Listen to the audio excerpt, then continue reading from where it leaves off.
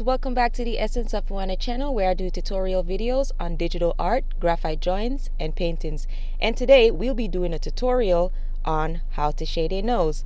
It's very easy with a few simple steps. All you will need is your F pencil, HB, 2B, and a 4B pencil if you want to go a lot darker with the shades. However, today I'm using Canson mixed media paper, but you could also use any of your favorite art paper that you like. Either Strathmore or Canson is my favorite. They deliver the best quality. As long as your paper is above 60 pounds, you should be able to get a quality shade doing this tutorial. So I hope you like this video.